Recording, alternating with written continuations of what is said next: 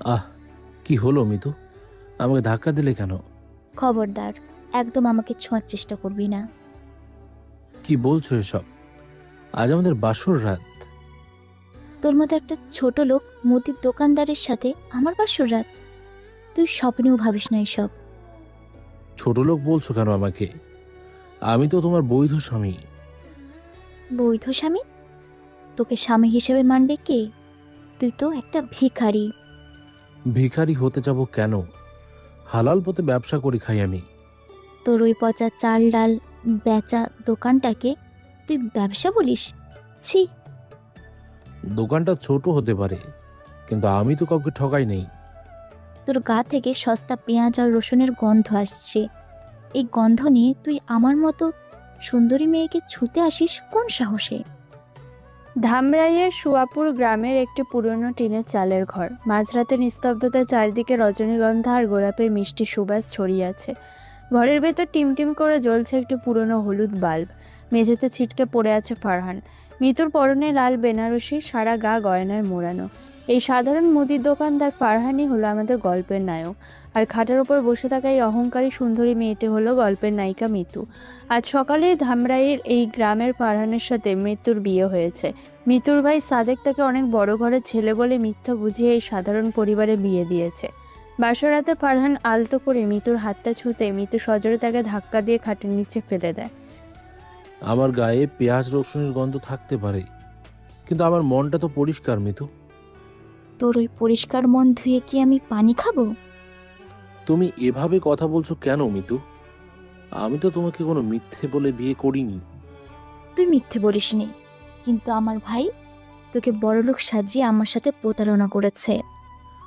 সাদেক ভাই তো আমাকে বলেছিলেন তুমি সবকিছু জেনেই এই বিয়েতে রাজি হয়েছো। আমি পাগল হয়েছি যে তোর মতো একটা 2 টাকার দোকানদারকে জেনে বুঝে বিয়ে করব? কিন্তু এখন তো বিয়েটা হয়ে গেছে, আল্লাহ কবুল করেছেন আমাদের। রাখ তোর বিয়ে, আমি এই বিয়ে মানি না। না মানলে তুমি নিজের ইচ্ছেতে কাবিননামায় সই করলে কেন? সই তো করেছি 5 লাখ টাকার কাবিন দেখে। ভেবেছিলাম বড় কোনো ব্যবসায়ী তুই। তার মানে তুমি আমাকে নয়, শুধু 5 লাখ টাকা দিয়ে বিয়ে করতে রাজি হয়েছিলে? হ্যাঁ তাই তো, আমার মতো রূপসী মেয়ের দাম ওই 5 লাখ টাকার চেয়েও অনেক বেশি। মানুষের দাম কি টাকা পয়সা দিয়ে মাপা যায় মিতু? অবশ্যই চাই। টাকা না থাকলে তোকে কুকুরও দাম দেবে না। মেঝেতে পড়ে থাকা ফারহান ধীরে সুস্থে মাটি থেকে উঠে দাঁড়ায়। তার সাধারণ সুতির পাঞ্জাবিটা ধুলোয় মেখে গেছে। আমার মা আর ছোট বোনটা সারাদিন ধরে কত কষ্ট করে এই বাসর ঘরটা সাজিয়েছে তোমার জন্য। তোর মা আর বোনের ওই সস্তার রুচির ফুল আমার দম বন্ধ করে দিচ্ছে। ওদের অপমান করো না মিতু, ওরা তোমাকে নিজের বাড়ির মেয়ের মতো আপন করে নিয়েছে। আমি তোর ওই ভিখারি মা আর খ্যাত বোনের আপন হতে আসিনি এখানে। তাহলে তুমি এখন কি চাও মিতু? আমি এই নরক থেকে মুক্তি চাই, আর আমার কাবিনের পুরো 5 লাখ টাকা চাই। 5 লাখ টাকা? এই মাঝরাতে আমি এত টাকা কোথায় পাবো?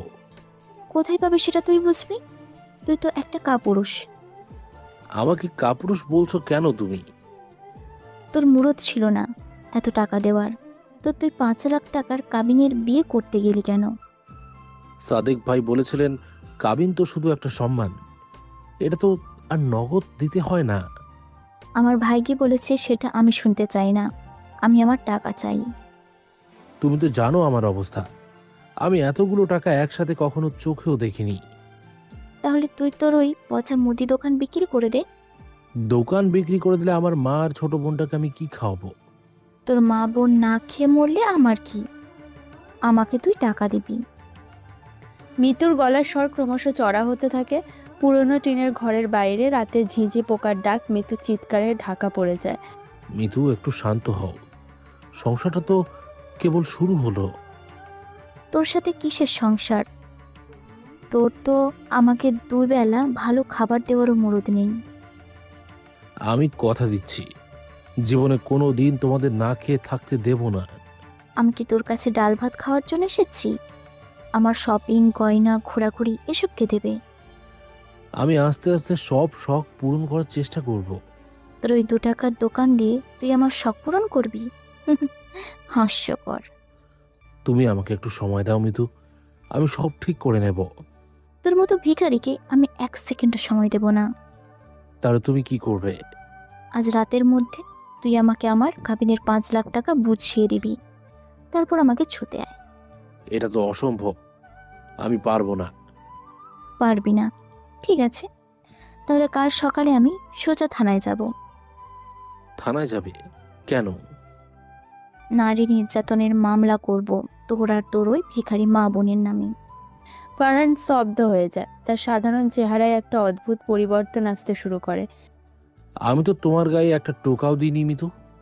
পুলিশকে আমি বলবো তুই টাকার জন্য আমাকে যৌতুকে চাপ দিচ্ছিস, আমাকে মেরেছিস। তুমি এত বড় একটা মিথ্যা অপবাদ দেবে আমাকে? তোর মতো ছোট লোককে জেলে পাঠানোর জন্য আমি 1000টা মিথ্যে বলতে পারি। আমার সম্মান নষ্ট হবে গ্রামে, সবাই আমাকে খারাপ ভাববে। তোর আবার সম্মান কিসের রে? মুদির দোকানদারের আবার সম্মান থাকে নাকি? গরিবের কি সম্মান থাকতে নেই? না, নেই। টাকা নেই তো সম্মানও নেই। তুমি আমার মা বোনকে জড়াতে চাইছো কেন এই মিথ্যে মামলায়? কারণ ওরা তোকে এই বিয়েতে সায় দিয়েছে, ওদেরকেও জেলের ভাত খাওয়াবো আমি। মিতুর এই হুমকির পর ফারহানের চোখের দৃষ্টি হঠাৎ করে একদম শান্ত হয়ে যায়। তার ভেতরে যে একজন সাধারণ মুদি দোকানদার নেই সেটা যেন এই নীরবতায় ফুটে ওঠে। তুমি সত্যি সত্যি আমাকে জেলে পাঠাতে চাও? অবশ্যই, কাল সকালেই তোকে পুলিশের হাতে তুলে দেব আমি। আর যদি আমি টাকাটা দিয়ে দিই? তাহলে আমি টাকাটা নিয়ে কালই এই নোংরা বাড়ি ছেড়ে চলে যাব। আমার সাথে সংসার করবে না? তোর মতো পেঁয়াজ রসুন গন্ধওয়ালা লোকের সাথে সংসার করার চেয়ে মরে যা অনেক ভালো। সাদেক ভাই তো আমাকে বলেছিলেন তুমি অনেক শান্ত স্বভাবের মেয়ে। আমি শান্ত, কিন্তু তোর মতো ফকিন্নির ঘরে এসে আমি শান্ত থাকতে পারবো না। ফকিন্নি বলছো কেন? আমাদের তো কারোর কাছে হাত পাততে হয় না। হাত পাততে হয় না, কিন্তু তোদের জীবনটা তো বস্তির মানুষের চেয়েও অধম। গ্রামের জীবন একটু সাদামাটা হয় মিতু, এটাকে বস্তি বলা ঠিক না। আমার কাছে এটাই বস্তি। আমার বান্ধবীদের সবার বড়লোক ঘরে বিয়ে হয়েছে। বড়লোক হলেই কি সংসারে শান্তি আসে? শান্তি আসুক বা না আসুক, অন্তত তাদের এসি গাড়িতে ঘোরার সুযোগ তো আছে। আমার তো গাড়ি নেই, তবে আমার একটা সাইকেল আছে। তোর ওই জং ধরা সাইকেলের পেছনে বসে আমি রোদে পড়ব, ভাবলি কি করে? আমি তো ভাবতাম তুমি হয়তো আমার সাথে হেঁটে হেঁটেই পুরো গ্রাম ঘুরবে। তোর সাথে গ্রামের কাদামাখা রাস্তায় হাঁটার শখ আমার নেই। আমাদের গ্রামের বাতাস কিন্তু শহরের চেয়ে অনেক পরিষ্কার। তোর এই পরিষ্কার বাতাস দিয়ে কি আমার পেটের ক্ষুধা মিটবে? ক্ষুধা মেটানোর জন্য তো ঘরে আল্লাহর রহমতে গোলা ভরা ধান আছে। ধান চিবিয়ে খাবো আমি। আমার পিৎজা বার্গার খাওয়ার অভ্যাস। গ্রামে তো ওসব পাওয়া যায় না, তবে মা অনেক ভালো পিঠা বানাতে পারে। তোর মায়ের হাতের পিঠা তো নিজে খা, আমাকে এসব খ্যাত খাবার দিবি না। ফারহান একটা গভীর শ্বাস নেয়। তার ডান হাতের মুঠিটা শক্ত হয়ে যায়, কিন্তু পরক্ষণে সে নিজেকে স্বাভাবিক করে নেয়। তুমি কি কোনো কিছুই মেনে নিতে পারবে না? না, পারবো না। আমি এই মানিয়ে নেওয়ার জন্য পৃথিবীতে আসিনি। সবাইকে জীবনে কিছু না কিছু মানিয়ে নিতে হয় মিতু। সেটা গরিবরা মানিয়ে নেয়, আমি কেন মানবো? অহংকার করা তো ভালো না, আল্লাহ অহংকারীকে পছন্দ করেন না। তুই আমাকে ধর্মের ভয় দেখাবি না? আমি তোর চেয়ে অনেক বেশি বুঝি। আমি ভয় দেখাচ্ছি না, আমি শুধু বাস্তবের কথা বলছি। বাস্তব হলো তুই একজন গরিব দোকানদার, আর আমি এই গ্রামের সবচেয়ে সুন্দরী মেয়ে। সৌন্দর্য তো মানুষের মনে থাকা উচিত। তোর মতো খ্যাত লোকের মুখে এইসব ফিলোসফি একদম মানায় না। তুমি কি আমাকে একটুও সম্মান করতে পারো না? যাকে আমি স্বামী হিসেবেই মানি না, তাকে সম্মান করার প্রশ্নই আসে না। তুমি আমার সাথে যেমন ব্যবহার করছো অন্য কেউ হলে এতক্ষণে রেগে যেত। তুই রাগ দেখালে আমি কি ভয় পাবো ভেবেছিস? আমি কাউকে ভয় দেখাতে চাই না, আমি শান্তি চাই। তোর জীবনে কোনো শান্তি নেই। কাল সকালেই তুই বুঝবি আমি কি জিনিস। ফারহানের মুখটা একদম গম্ভীর হয়ে যায়। মিতুর প্রতিটি কথা তার বুকে তীরের মতো বিচ্ছে, কিন্তু তার চোখে রাগ নেই, আছে এক অদ্ভুত স্থিরতা। ঠিক আছে, তুমি তোমার টাকা কাল পেয়ে যাবে। আমি কিন্তু চেক বা অন্য কিছু নেব না, আমার একদম ক্যাশ টাকা চাই। আমি ক্যাশ টাকারই ব্যবস্থা করব। আর যদি তুই টাকা দিতে না পারিস? আমি আমার কথা রাখি মিতু, কাল সকাল 10টার আগেই টাকা চলে আসবে। দেখি তোর কত জোর। একটা মুদি দোকানদার এক রাতে 5 লাখ টাকা কিভাবে জোগাড় করে? আমি আমার শেষ সম্বল ভিটে মাটি বিক্রি করে হলেও তোমাকে টাকাটা দেব। তোর মা আর বোনকে রাস্তায় বসিয়ে তুই আমাকে টাকা দিবি? তুই তো দেখি নিজের পরিবারের সাথেই গদ্দারি করছিস। আমি গদ্দারি করছি না, আমি শুধু তোমার মিথ্যা অপবাদ থেকে আমার পরিবারকে বাঁচাতে চাইছি। যাই হোক, আমার টাকা পেলেই হলো, তুই তোর পরিবার নিয়ে গোল্লায় যা। টাকা পাওয়ার পর তুমি আর কখনো এই বাড়িতে ফিরে আসবে না তো? তোর এই পচা টিনের ঘরে আমি জীবনেও আর পা রাখবো না। তাহলে এটাই আমাদের শেষ কথা? হ্যাঁ, এটাই শেষ কথা। আর তুই তোর ওই চেয়ারে গিয়ে বস, আমাকে ঘুমাতে দে। মিতু বালিশটা নিজের দিকে টেনে নিয়ে শুয়ে পড়ে। ফারহান ঘরের এক কোণে থাকা পুরনো কাঠের চেয়ারটার দিকে এগিয়ে যায়। একটা কথা জিজ্ঞেস করবো মিতু? কি বলবি তাড়াতাড়ি বল, আমার ঘুম পাচ্ছে। টাকাটাই কি জীবনের সব? হ্যাঁ, টাকাটাই সব। টাকা ছাড়া এই দুনিয়ায় কেউ কাউকে চেনে না। কিন্তু মানুষের ভালোবাসা, সম্মান, বিশ্বাস, এগুলোর কি কোনো মূল্য নেই? আগে পকেটে টাকা থাকতে হয়, তারপর আসে ভালোবাসা আর সম্মান। তুমি কি কখনো কাউকে মন থেকে ভালোবাসোনি? আমি বোকা নই যে সস্তা আবেগে কা ভাসাবো। আমার ভবিষ্যৎ দরকার। কিন্তু আমাকে বিয়ে করে তুমি তো নিজেকেই ঠকালে। ঠকেছি বলেই তো কাল টাকাটা নিয়ে চলে যাব। টাকাটা পেয়ে গেলে কি তুমি খুব খুশি হতে পারবে? তোর এই নরকে থাকার চেয়ে 1 লাখ গুণ বেশি খুশি হব আমি। যদি কোনোদিন দেখো টাকা থাকার পরও তুমি একা হয়ে গেছো। টাকা থাকলে কেউ কখনো একা হয় না, দুনিয়ার সবাই তখন আপন হয়ে যায়। আমার মনে হয় তুমি একদিন খুব বড় ভুল বুঝতে পারবে। তুই আমাকে জ্ঞান দিবি না ফারহান, নিজের চরকায় তেল দে। আমি শুধু ভাবছি, আমার মা যখন জানবে তুমি চলে যাচ্ছ, তখন তার কতটা কষ্ট হবে। তোর মায়ের কষ্ট নিয়ে আমার কোনো মাথা ব্যথা নেই। ফারহান বুঝতে পারে মিতুর ভেতরে কোনো মায়া বা মমতা নেই। তার মনটা পাথরের মতো শক্ত আর অহংকারে পূর্ণ। আমার বোনটা আজ সারাদিন না খেয়ে তোমার জন্য মেহমানদের দেখাশোনা করেছে। ওকে আমি না খেয়ে থাকতে বলিনি। তুমি নিজের শাড়ির আঁচলটা একটু দেখো মিতু। কেন, কি হয়েছে আমার শাড়িতে? এই শাড়িটা আমার মা তার শেষ সম্বল সোনার চুড়ি বিক্রি করে তোমার জন্য কিনেছে। মিতু তাচ্ছিল্য ভরে নিজের দামি বেনারসি শাড়ির দিকে তাকায়। তার চেহারায় বিন্দু মাত্র কৃতজ্ঞতা দেখা যায় না। তো কি হয়েছে, বিয়ে করতে গেলে তো ছেলের পরিবারকে এইগুলো দিতেই হয়। এটা দেওয়াটা কোনো নিয়ম নয়, এটা আমার মায়ের ভালোবাসা ছিল। তোর মায়ের ওই বস্তা পচা ভালোবাসার দাম আমার কাছে কানা করিও নেই। মা ভেবেছিল বৌমা আসলে ঘরটা আলো হয়ে যাবে।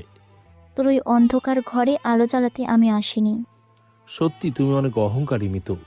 আমার রূপ আছে, আমার যৌবন আছে, আমি অহংকার তো করবই। রূপ আর যৌবন তো চিরকাল থাকে না। যতদিন আছে ততদিন অন্তত তোর মতো গরিবের ঘরে বসতে রাজি নই আমি। আমি আর তোমাকে আটকাতে চাই না মিতু। তোর ওই ক্ষমতাও নেই আমাকে আটকানোর। ক্ষমতা হয়তো আছে, কিন্তু আমি জোর করে কোনো সম্পর্ক টিকিয়ে রাখতে চাই না। খুব ভালো, কাল সকাল 10টার মধ্যে টাকাটা দিলেই তুই বেঁচে যাবি। আমি কথা দিয়েছি তুমি টাকা পেয়ে যাবে। এবার তুই চুপ কর, আমাকে ঘুমাতে দে। মিতু পাশ ফিরে শুয়ে চোখ বন্ধ করে। ফারহান আর কোনো কথা বলে না। সে কাঠের চেয়ারটা হেলান দিয়ে চুপচাপ বসে থাকে। রাতের নিস্তব্ধতা ভেঙে শুধু দেয়াল ঘড়ির টিকটিক শব্দ শোনা যাচ্ছে। ফারহানের চোখে একটুও ঘুম নেই। তার দৃষ্টিতে শুধু এক অসীম নীরবতা খেলা করছে। এভাবে ফারহানের বাসর রাতে দীর্ঘ সময় পার হয়ে যায়। ভোরের আলো ফোটার আগে সে একবার উঠে গিয়ে অজু করে ফজরের নামাজ পড়ে নেয়। মিতু তখনও গভীর ঘুমে আচ্ছন্ন। সকালের সোনালি রোদ টিনের চালের ফাঁক দিয়ে ঘরের ভেতর প্রবেশ করে। ফারহান তার পাঞ্জাবিটা পাল্টে একটা সাধারণ পুরনো শার্ট গায়ে দেয়। মিতু তখনও ঘুমিয়ে আছে দেখে সে তাকে আর বিরক্ত করে না। ফারহান নিঃশব্দে ঘর থেকে বেরিয়ে উঠানে আসে। তার মা রান্নাঘরে চুলো ধরাচ্ছেন আর ছোট বোন উঠান ঝাড়ু দিচ্ছে। ফারহান মায়ের কাছে গিয়ে বলে সে দোকানে যাচ্ছে। মা তাকে না খেয়ে যেতে বারণ করলেও ফারহান মুচকি এসে বলে তার কাজ আছে। গ্রামের আঁকাবাঁকা মেঠো পথ ধরে ফারহান তার মুদি দোকানের দিকে হাঁটতে থাকে। তার মাথার ভেতর এখন শুধু একটা চিন্তায় ঘুরপাক খাচ্ছে। সকাল 10টার মধ্যে মিতুর কাবিনের 5 লাখ টাকা জোগাড় করা। সকালে রোদ বেশ কড়া হয়ে উঠেছে। ধামরাইয়ের সুয়াপুর বাজারের একপাশে ফারহানের ছোট্ট টিনের চালের মুদির দোকান। ফারহান ঘামে ভেজা একটা সাধারণ শার্ট পরে দোকানে বসে লাল শালুর খাতায় বাকি লিখছে। দোকানের সামনে দাঁড়িয়ে আছেন গ্রামের বয়স্ক রহমত চাচা। রহমত চাচা একজন সৎ ও সহজ সরল কৃষক, যিনি ফারহানকে নিজের ছেলের মতোই স্নেহ করেন। ফারহান পাল্লায় মেপে রহমত চাচাকে ডাল আর চাল দিচ্ছে। বাবা ফারহান, কাল তো তোর বিয়ে হলো, আজকেই দোকানে চলে আসলি যে? দোকান না খুললে তো সংসার চলবে না চাচা। তা ঠিক, কিন্তু নতুন বউকে তো একটু সময় দিতে হয়। সময় তো দেবই চাচা, আগে তো পেটের ভাত জোগাড় করতে হবে। বৌমা কেমন আছে রে? গ্রামের পরিবেশে মানিয়ে নিতে পারছে তো? সবই আল্লাহর ইচ্ছা চাচা, দোয়া করবেন আমার জন্য। আমি তো সব সময় তোর জন্য দোয়া করি বাবা, তুই বড় ভালো ছেলে। আপনার ডাল আর চাল মাপা হয়ে গেছে চাচা, এ নিন। টাকাটা আমি কাল দিয়ে যাবো রে বাবা, আজ তো পকেটে কিছু নেই। কোনো সমস্যা নেই চাচা, আপনি জিনিসগুলো নিয়ে যান। হঠাৎ বাজারের লোকজনকে অবাক করে দিয়ে সেখানে মিতুর আগমন ঘটে। মিতুর পরনে দামি থ্রি পিস, চোখে মুখে তীব্র বিরক্তি আর রাগ। গ্রামের 10-12 জন মানুষ উৎসুক হয়ে তাকিয়ে থাকে। মিতু সোজা ফারহানের দোকানের সামনে এসে দাঁড়ায়। এই 2 টাকার দোকানদার, তুই এখানে বসে বসে পচার ঢাল চাল বেচছিস? মিতু, তুমি এখানে কেন এসেছো? কেন এসেছি মানে? আমার কাবিনের 5 লাখ টাকা কই? আমি তো তোমাকে বলেছিলাম 10টার মধ্যে টাকার ব্যবস্থা করব। তুমি সবার সামনে এভাবে কথা বলছো কেন? সবার সামনে বলবো না তো কি তোর কানে কানে বলবো? চোর বাটপার কোথাকার। আস্তে কথা বলো মিতু, গ্রামের মুরব্বীরা আছেন এখানে। তোর গ্রামের খ্যাত মুরব্বীদের আমি গুনি নাকি? তুই টাকা দিবি কিনা সেটা বল। আমি তো কথা দিয়েছি টাকা দেব। তোর এই পচা চাল ডাল বেচা টাকা দিয়ে তো আমার মেকআপের দামও উঠবে না। তুই দিবি 5 লাখ টাকা? আল্লাহ ভরসা, ঠিকই ব্যবস্থা হয়ে যাবে। তোর মুখে ধর্মের কথা মানায় না ফারহান, তুই একটা আস্ত প্রতারক। আমি তোমাকে কোনোদিন ঠকাইনি মিতু। তুই নিচে আমাকে ঠকাসনি, কিন্তু তোর ওই 2 টাকার রূপ দেখিয়ে আমার ভাইকে বোকা বানিয়েছিস। সাদেক ভাই তো নিজ ইচ্ছেতেই আমাদের বিয়ে দিয়েছেন। আমার ভাই তো জানতো না তুই একটা ভিখারি মুদির দোকানদার। দোকানদার হওয়াটা কি কোনো পাপ মিতু? আমার কাছে এটা পাপ। তোর মতো ফকিন্নির সাথে 1 সেকেন্ডও থাকা আমার জন্য পাপ। মিতুর এই চিৎকার আর গালাগালিতে বাজারের লোকজন জড়ো হয়ে যায়। বয়স্ক রহমত চাচা চুপ থাকতে না পেরে মিতুকে বোঝানোর চেষ্টা করেন। মা, তুমি একটু শান্ত হও, বাজারের মধ্যে এভাবে স্বামীর সাথে কেউ কথা বলে? এই বুড়ো, তুই কে রে? তুই আমাকে শান্ত হতে বলার কে? আমি ফারহানের চাচার মতন, তুমি ঘরের বউ, ঘরে চলো মা। আমি তোর কোন বাপের ঘরের বউ রে? এই ফকিন্নির সাথে আমার কোনো সম্পর্ক নেই। মিতু, রহমত চাচাকে অপমান করো না, উনি বয়স্ক মানুষ। তুই আমাকে শেখাবি আমি কার সাথে কিভাবে কথা বলবো? মা গো, টাকা পয়সা তো হাতের ময়লা, ফারহান ছেলেটা তো সোনার টুকরা। তোর সোনার টুকরো ছেলেকে তুই গলায় ঝুলিয়ে রাখ। আমার নগদ 5 লাখ টাকা চাই। চাচাকে এসব কথা বলো না মিতু, ওনার তো কোনো দোষ নেই। তোর মতো ভিখারির পক্ষে তো এই ভিখারি বুড়াই কথা বলবে। তুমি এমন অহংকার করছো কেন মা? আল্লাহ তো অহংকার পছন্দ করে না। তুই আমাকে ধর্মের ভয় দেখাবি না বুড়া। তোর ওই ছেঁড়া লুঙ্গি সামলা আগে। মিতু চুপ করো তুমি। তুই আমাকে চুপ করতে বলছিস? তোর এত বড় সাহস! বড়দের সাথে এভাবে বেয়াদবি করাটা ঠিক হচ্ছে না। তোর এই বাজারের সব ছোট লোকদের আমি কিনে নিতে পারি, বুঝলি? তুমি বাড়ি যাও মিতু, আমি টাকা নিয়ে আসছি। আমি এই বাজারের রাস্তায় দাঁড়িয়ে থাকবো, তুই টাকা দিবি, তারপর আমি যাব। তুমি বুঝতে পারছো না, সবাই আমাদের নিয়ে হাসাহাসি করছে। হাসুক, সবাই দেখুক তুই কত বড় একটা কাপুরুষ। আমি তো তোমার সব শর্ত মেনে নিয়েছি, তারপরও কেন এমন করছো? কারণ তোর এই নোংরা চেহারাটা দেখলেই আমার গা জ্বলে যাচ্ছে। আমার চেহারা নোংরা হতে পারে, কিন্তু আমার রোজগারটা হালাল।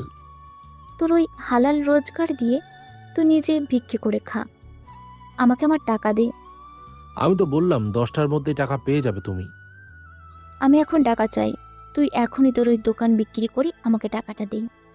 দোকান বিক্রি করার একটা নিয়ম আছে মিতু, হুট করে তো আর হয় না।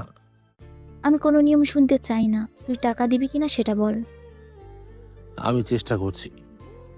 চেষ্টা না, তুই টাকা না দিলে আমি এই বাজারের মাঝখানেই তোকে পুলিশে ধরিয়ে দেব। ফারহান কোনো প্রতিবাদ করে না। সে মাথা নিচু করে চুপচাপ রহমত চাচার ডাল মাপতে থাকে। কিন্তু মিতুর তীব্র অপমানে তার বুকের ভেতরটা যেন রাগে ফেটে যাচ্ছে। ফারহানের ডান হাতের মুঠোয় ধরা আছে পাল্লার আধা কেজির একটি লোহার বাটখারা। সে কোনো কথা না বলে বাটখারাটা শক্ত করে চেপে ধরে।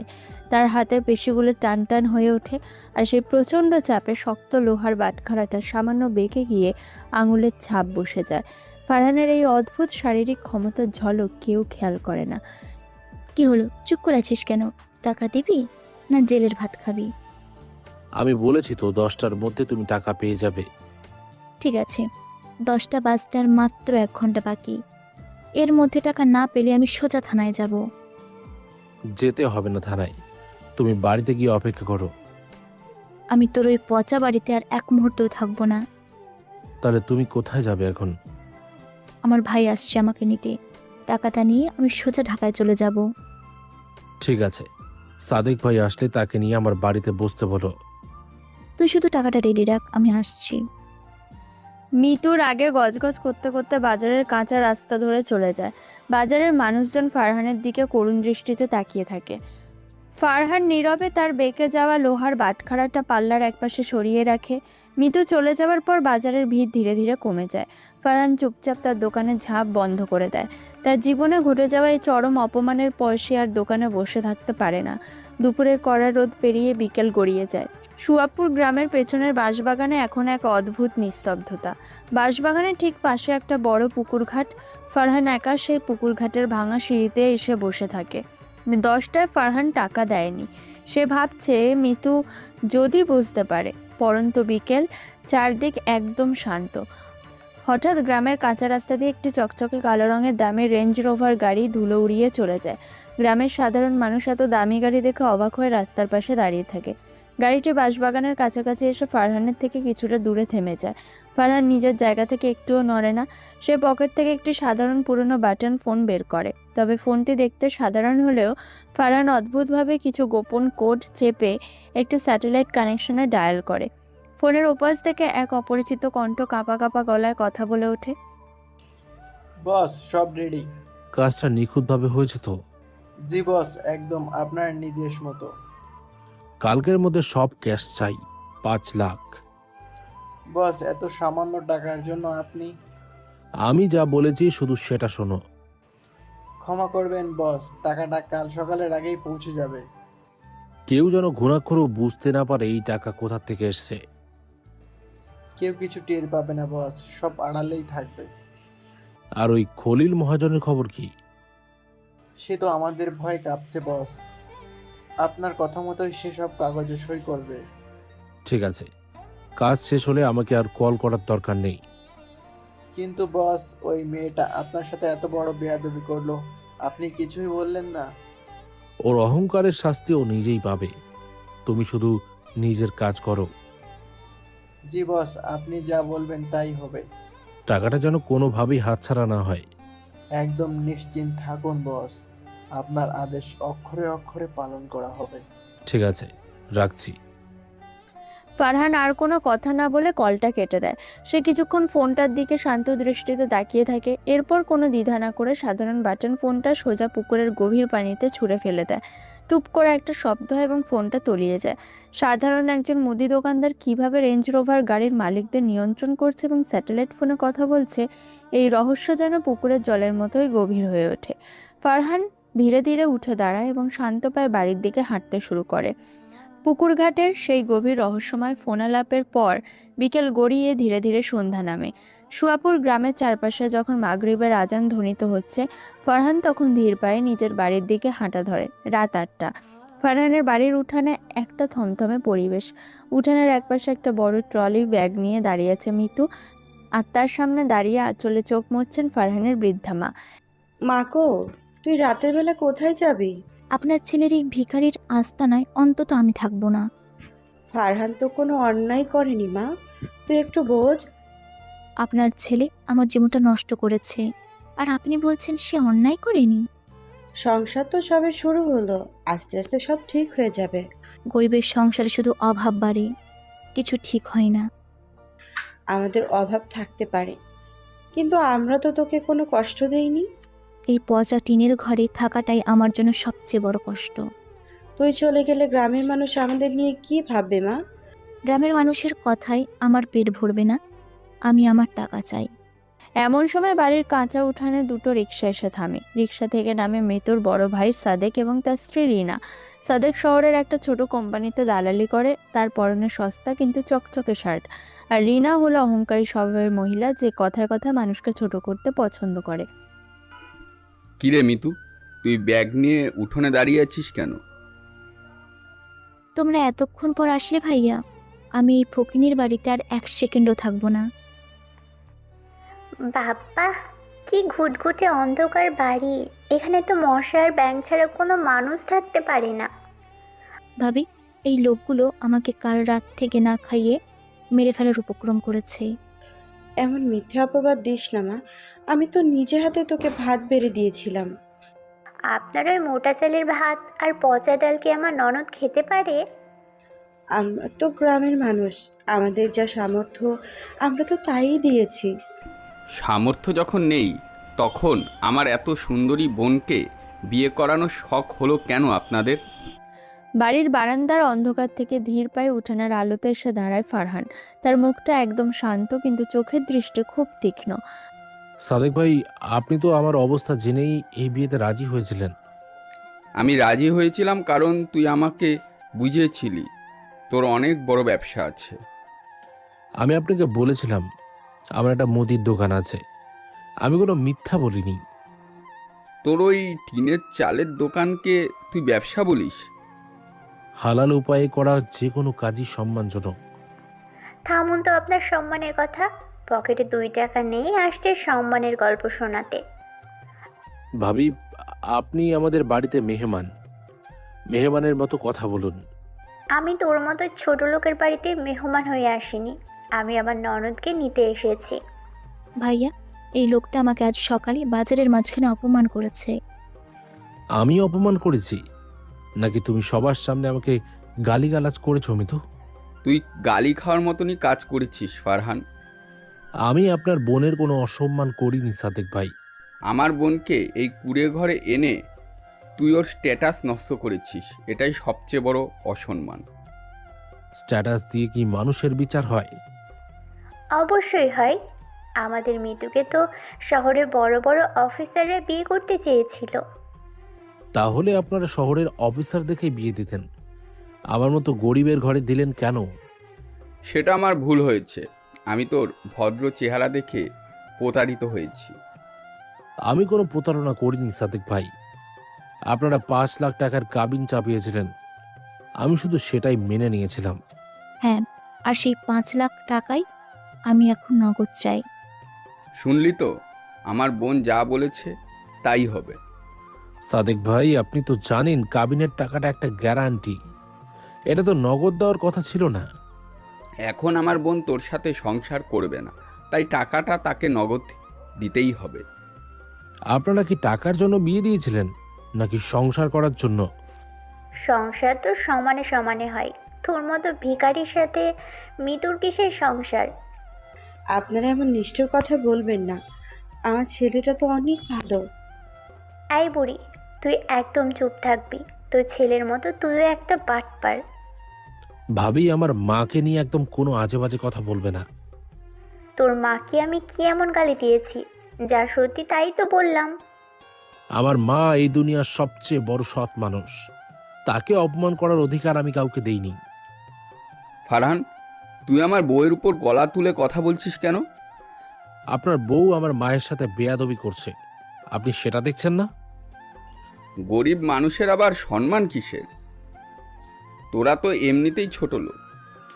সাদিক ভাই, আমি আপনাকে সম্মান করি, আমাকে বাধ্য করবেন না বাজে ব্যবহার করতে। তুই কি বাজে ব্যবহার করবি রে? তোর তো আমাদের সামনে দাঁড়ানোরই যোগ্যতা নেই। যোগ্যতা মানুষের ব্যবহারে প্রকাশ পায় মিতু, পোশাকে নয়। তুই আমাকে আর জ্ঞান দিবি না। তুই টাকাটা দিবি কিনা সেটা বল। আমি তো সকালেই বলেছি তুমি তোমার টাকা পেয়ে যাবে। শুধু মুখে বললেই তো হবে না। তোর মতন মুদির দোকানদার 5 লাখ টাকা পাবে কোথায়? কোথা থেকে পাবো সেটা আমার ব্যাপার, আপনারা টাকা নিয়ে চলে যাবেন। আমার তো মনে হয় তুই কোনো চুরির ধান্দা করেছিস। চুরি আপনাদের মতো লোভী মানুষটা করে, আমি নই। কি বললি তুই? আমাকে চোর বলছিস? আমি কাউকে চোর বলিনি, আমি শুধু বাস্তবের কথা বলেছি। তোর এই ফালতু কথা বন্ধ কর ফারহান। কাল সকাল 10টার মধ্যে আমার টাকা চাই। আমি তো কথা দিয়েছি কাল সকালেই টাকা দেব। শেষবারের মতো বলছি, কাল সকাল 10টার মধ্যে আমার 5 লাখ টাকা কাবিন বুঝে দিবি। আর যদি না দিই? না হলে পুলিশ নিয়ে আসবো, তোকে আর তোর এই মা বোনকে জেলের ঘানি টানাবো। তুমি এত নিচে নামতে পারবে মিতু? তোর বাপদাদার ভিটে মাটি বিক্রি কর, আর তোর ওই পচা দোকান বিক্রি কর, আমার টাকা চাই। ভিটে মাটি বিক্রি করতে বলিস না মা, এটা আমাদের বাপদাদার ভিটে। আপনার বাপদাদার স্মৃতি ধুয়ে আপনি পানি খান, আমি আমার কাবিনের টাকা চাই। মা, তুমি ওদের সাথে কথা বলো না, ওরা টাকার কাছে অন্ধ হয়ে গেছে। আমরা অন্ধ হইনি ফারহান, আমরা শুধু আমাদের পাওনা বুঝে নিচ্ছি। আপনারা পাওনা বুঝে নিচ্ছেন না, আপনারা আমার অসহায়ত্বের সুযোগ নিচ্ছেন। তোর অসহায়ত্ব তো আমাদের দেখার বিষয় না, আমাদের টাকা পেলেই হলো। ঠিক আছে, আপনার টাকা পেয়ে যাবেন। শুধু মুখে বললে হবে না ফারহান, কাল সকালে টাকা না পেলে কিন্তু ফল খুব খারাপ হয়ে যাবে। আমার কোনো ফল খারাপ হবে না, আমি যা বলি তাই করি। তো তুই কি বিক্রি করে টাকা দিবি শুনি? তোর তো ওই ছেঁড়া কাঁথা ছাড়া কিচ্ছুই নেই। আমি আমার দোকান আর এই ভিটে মাটি কাল সকালে বিক্রি করে দেব। না ফারহান, তুই এই বাড়ি বিক্রি করিস না বাবা। মা, তুমি কাঁদবে না। যে বাড়ির মাটির কোনো সম্মান এদের কাছে নেই, সে বাড়ি আমার দরকার নেই। খুব তো বড় বড় ডায়লগ দিচ্ছিস, কাল সকালে টাকাটা চোখের সামনে দেখতে চাই আমি।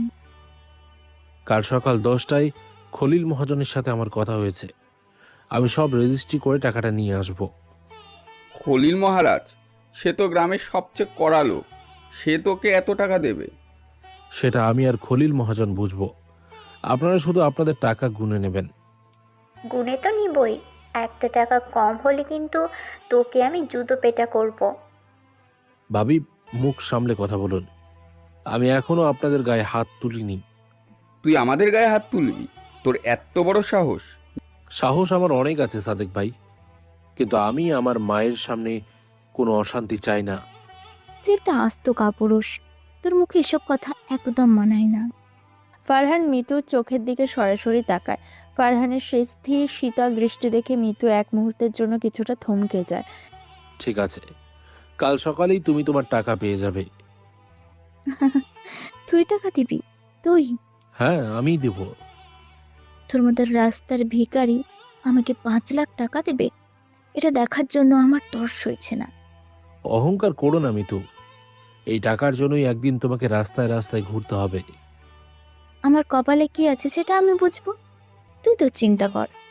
মিতু, ওর সাথে আর কথা বলিস না। চল, আমরা আজকে রাতটা বাজারের রেস্ট হাউসে থাকি। হ্যাঁ ভাইয়া চলো, এই পচা ঘরে আমি আর এক মুহূর্তও থাকবো না। তোরা এত রাতে বাইরে যাবি কেন? ঘরেই তো থাকতে পারিস। আপনার এই মশার খামারে আমরা থাকবো? আমাদের কি প্রাণের মায়া নেই? মা, তুমি ওদের থাকতে বলো না, যাদের মনে বিষ তাদের ঘরে রাখতে নেই। তোর ঘরে থাকার কোনো শখ আমার নেই। কাল সকালে টাকাটা রেডি রাখিস। টাকা রেডি থাকবে, আপনারা সকাল 10টায় এসে নিয়ে যাবেন। 10টা মানে 10টাই। 1 মিনিটও দেরি হলে কিন্তু সোজা থানায় কল দেব। 1 মিনিটও দেরি হবে না, আপনারা এখন আসতে পারেন। মিতু তাচ্ছিলের হাসি হেসে তার ট্রলি ব্যাগটা টেনে নিয়ে রিকশার দিকে এগিয়ে যায়। সাদেক এবং রিনাও ফারহানকে একটা ঘৃণামাখা দৃষ্টি দিয়ে রিকশায় ওঠে। অন্ধকার কাঁচা রাস্তা দিয়ে রিকশা দুটো বাজারের দিকে চলে যায়। উঠোনে দাঁড়িয়ে থাকা ফারহানের মা হাউমাউ করে কেঁদে ওঠেন। ফারহান তার মাকে শক্ত করে জড়িয়ে ধরে সান্ত্বনা দিতে থাকে। বাবা ফারহান, ওরা তোকে এমন করে অপমান করলো আর তুই সব মুখ বুজে সহ্য করলি? মা, মাঝে মাঝে বড় জবাব দেওয়ার জন্য চুপ থাকতে হয়। কিন্তু তুই কি সত্যিই আমাদের এই বাপদাদার ভিটেমাটি বিক্রি করে দিবি বাবা? তুমি কোনো চিন্তা করো না মা, আমি এমন কিছু করব না যাতে তোমার কষ্ট হয়।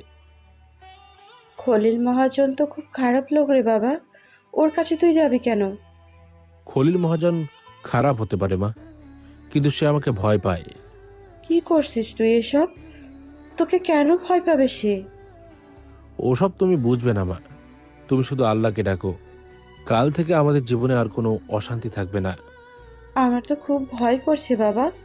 তোমার ছেলে বেঁচে থাকতে তোমার কোনো ভয় নেই মা, তুমি চলো ঘরে গিয়ে ঘুমাবে, চলো। ফারহান তার মাকে নিয়ে ধীর পায়ে ঘরের দিকে এগিয়ে যায়। উঠানের এক পাশে পড়ে থাকা মিতুর ফেলে যাওয়া কিছু বাসি রজনীগন্ধা ফুলের দিকে ফারহান একবার ফিরে তাকায়। তার ঠোঁটের কোণে ফুটে ওঠে এক রহস্যময় হাসি। ফারহান জানে কাল সকালে এমন কিছু ঘটতে চলেছে যা সাদেক, রিনা বা মিতুর কল্পনারও বাইরে। রাতের অন্ধকার কেটে ধামরাইয়ে সুয়াপুর গ্রামে সকালের আলো ফুটে ওঠে। রাতে সেই অশান্তির পর ফারহানের মা ফজর নামাজ পড়ে জায়নামাজে বসেই কাঁদছিলেন। ফারহান মাকে সান্ত্বনা দিয়ে সকাল 8টার দিকে বাড়ি থেকে বেরিয়ে যায়। তার গন্তব্য ধামরাই সাব রেজিস্ট্রি অফিস। রাস্তার দুপাশে শিশির ভেজা ঘাস আর সকালের স্নিগ্ধ বাতাস ফারহানের মনের ভেতরে ঝড়টাকে কিছুটা হলেও শান্ত করে। ঠিক সকাল 9টায় ফারহান সাব রেজিস্ট্রি অফিসার পুরনো ভবনের সামনে এসে দাঁড়ায়। অফিসের বারান্দায় একটি কাঠের বেঞ্চে আগে থেকে বসেছিলেন গ্রামের সবচেয়ে প্রভাবশালী এবং রাগী মানুষ খলিলুর রহমান মহাজন, যার ভয়ে পুরো গ্রাম ততস্থ থাকে। সেই খলিল মহাজন ফারহানকে দেখেই যেন হঠাৎ করে বেঞ্চ থেকে লাফ দিয়ে উঠে দাঁড়ান। আসসালামু আলাইকুম। আপনি মানে তুমি এত সকালে চলে এসেছো ফারহান? ওয়ালাইকুম সালাম। আমি তো 9টার কথাই বলেছিলাম খলিল সাহেব। হ্যাঁ হ্যাঁ, আমি তো 8টা থেকে বসে আছি, তোমার জন্য তো আমাকে বসে থাকতেই হবে। কাগজপত্র সব রেডি করেছেন? সব রেডি, একেবারে নিখুঁতভাবে সব টাইপ করিয়ে এনেছি। টাকাটা এনেছেন তো? অবশ্যই, এই যে ব্যাগের ভেতরে পুরো 5 লাখ টাকা নগদ আছে। কোনো সমস্যা হয়নি তো টাকাটা জোগাড় করতে? সমস্যা? না না, তোমার মতো একটা ভালো ছেলের বিপদে আমি টাকা দেব না, তা কি করে হয়? খলিল মহাজন কথাগুলো বলছিলেন আর বারবার পকেট থেকে রুমাল বের করে কপালের ঘাম মুছছিলেন। গ্রামের এই দাপুটে মহাজনকে আজ অদ্ভুতভাবে খুব নার্ভাস দেখাচ্ছে। চলুন ভেতরে গিয়ে সইগুলো সেরে ফেলি। হ্যাঁ চলো, সাব রেজিস্ট্রার সাহেব ভেতরে বসেই আছেন। উনি জানেন তো ভিটেমাটি আর দোকানটা আজ আপনার নামে লিখে দিচ্ছি? সব জানেন, আমি রাতেই উনাকে সব বুঝিয়ে বলেছি। আপনি এত ঘামছেন কেন খলিল সাহেব? শরীর খারাপ লাগছে? না না, শরীর ঠিক আছে, আসলে সকাল থেকে বড্ড গরম তো তাই। আপনার হাত কাঁপছে দেখছি। বয়স হয়েছে তো ফারহান, তাই মাঝে মাঝে একটু একটু কাঁপে আর কি। খলিল মহাজনের কাঁপা কাঁপা হাত দেখে স্পষ্ট বোঝা যাচ্ছিল তিনি প্রচণ্ড ভয় পাচ্ছেন। ফারহান আর কোনো কথা না বাড়িয়ে সোজা অফিসের ভেতরে ঢুকে যায়। খলিল মহাজনও মাথা নিচু করে তার পেছন পেছন ঢোকেন। আসুন খলিল সাহেব, এই ছেলেটাই কি তার জমি বিক্রি করছে? জি স্যার, ও ফারহান আমাদের গ্রামেরই ছেলে। তা বাবা ফারহান, তুমি তো দেখছি তরুণ ছেলে, নিজের বাপ দাদার ডিপার্টমেন্টটি আর রোজগারের দোকানটা এভাবে বিক্রি করে দিচ্ছ কেন? বিশেষ একটা প্রয়োজন পড়ে গেছে স্যার। প্রয়োজন তো মানুষের থাকতেই, কিন্তু মহাজনের কাছে জমি বেচলে তো আর ফেরত পাবে না। আরে স্যার, আপনি ওইসব কথা বাদ দিন, আপনি জলদি সই করার ব্যবস্থা করুন। আমি তো ওর ভালোর জন্যই বলছি খলিল সাহেব, আপনারা মহাজনরা তো গরিবের রক্ত চুষে খান। স্যার আপনি চুপ করুন, আমার সামনে এইসব আজে বাজে কথা বলবেন না। স্যার, খলিল সাহেবকে আমি নিজ ইচ্ছেতেই জমি দিচ্ছি, আপনি পেপারস দিন। ঠিক আছে বাবা, তোমার জমি তুমি বেচবে, আমার কি? এই নাও, এখানে সই করো। সাব রেজিস্ট্রার নীল রঙের একটা মোটা স্ট্যাম্প পেপার ফারহানের দিকে এগিয়ে দেন। খলিল মহাজন তখন একটা কালো ব্যাগ থেকে 1000 টাকার 5টি বান্ডিল বের করে টেবিলের উপর রাখেন।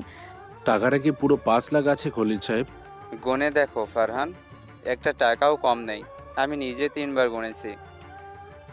আমার গোনার দরকার নেই, আপনার উপর আমার বিশ্বাস আছে। বিশ্বাস রাখার জন্যই তো এই মহাজনকে সবাই চেনে। তুমি এবার সইটা করে দাও। দিচ্ছি। ফারহান টেবিল থেকে কলমটা হাতে তুলে নেয়।